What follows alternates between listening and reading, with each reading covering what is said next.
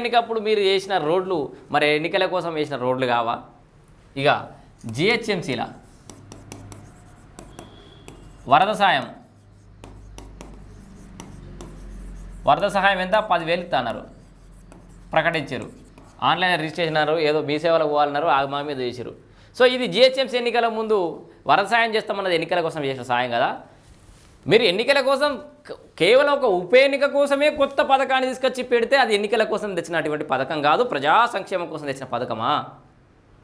ఉప ఎన్నికలు వచ్చినప్పుడల్లా 100 కోట్ల రూపాయలు కుమ్మరించి అప్పుడే ప్రేమ ఉట్టుకొచ్చి దత్తతల పేర్లతోటి అది దత్తత తీసుకుంటా ఇది దత్తత తీసుకుంటా నరుకుడు మీది ఎన్నికల కోసం చేసినటువంటి నాటకాలు కావా? ఎన్నికల డ్రామాలు కావా ఇవి? ఎస్ ఆఫ్ కోర్స్ ఇప్పుడున్న సర్కారు కూడా ఎన్నికల కోసం చేస్తుంది కావచ్చు, రాజకీయ పార్టీలు చేస్తే తప్పేంది. కేసీఆర్ బాబు చెప్పినట్టుగానే ఇది కూడా ఏం సన్నాసుల మఠం కాదు కదా, రాజకీయ పార్టీ కదా అది కూడా. ఎన్నికలకు ముందు ఇచ్చిండు, ఎన్నికల తర్వాత ఇమ్మంటావా మరి? ఆపుతావా మరి? ఆపురు. ఇప్పుడు మీరు ఎన్నికల కోసం ఇస్తారు, ఇప్పుడు ఆపుకురు, ఎన్నికల తర్వాత ఇయ్యరని చెప్పు మరి. మీరు సర్వనాశనం చేసి 8 లక్షల కోట్ల అప్పు చేసి పెట్టి ఇలా రైతులకు రైతు భరోసా కూడా సక్రమంగా ఇచ్చుకోలేని పరిస్థితులకు నెట్టివేయబడ్డది తెలంగాణ అంటే అందుకు కారణం మీరు కదా.